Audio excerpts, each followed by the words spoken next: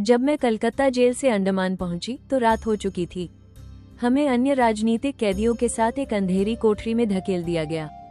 वहां चटाई या कंबल जैसी कोई चीज दिखाई नहीं दी। पानी के बीच एक अज्ञात द्वीप पर सड़ रहे थे, तो देश को आजादी कैसे मिलेगी?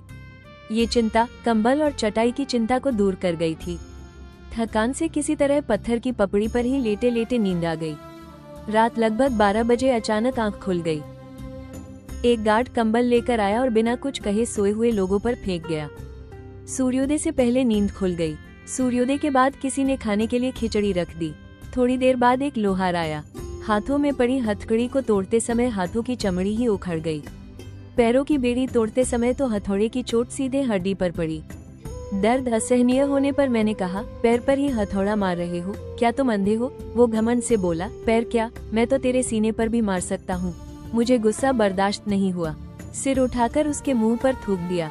वो कुछ गुस्से से बोलने वाला था, लेकिन साथ खड़े जेलर ने उसे चुप रहने का इशारा किया। फिर मेरी ओर देखकर ऊंची आवाज में कहा, देखो, तुम्हें तभी रिहा किया जाएगा जब तुम ये बताओगी कि तुम्हारा नेताजी सुभाष चंद्र बोस कहाँ है। मैंने जवाब दिया, वह एक विमान दुर्घटना में मारे गए। ये पूरी दुनिया जानती है, क्या तुम नहीं जानते? नहीं, नेताजी जिंदा है। तुम झूठ बोल रही हो।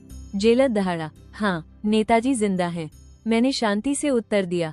कहाँ? जल्दी बोलो, मेरे दिल में। मेरी बात सुनकर जेलर का गुस्सा बेकाबू हो गया। देखती हूँ तुम्हारे दिल से नेताजी को कैसे निकालता हूँ। ये कहते हुए उसने मेरे सीने पर हाथ डालकर मेरे पहने हुए अंगवस्त्र को फाड़ दिया। फिर लोहार को इशारा किया। लोहार कहीं से बागवानों द्वारा इस्तेमाल की जाने वाली एक बड़ी कैंची ले आया। उसने उसे मेरे सीने पर दबाया और बलपूर्वक काटने लगा। कैंची धारदार न होने के कारण चमड़ी फंसकर खून बहने लगा और असहनीय दर्द हो रहा था।